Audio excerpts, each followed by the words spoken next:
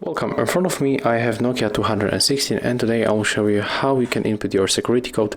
In the 99% of the Nokia phones like that, the security code is 1, 2, 3, 4 and 5, and if you want to check if it's the same in your case, you have to go for the settings, then scroll down to the security settings, and I now go for change codes, and we have to change the security code.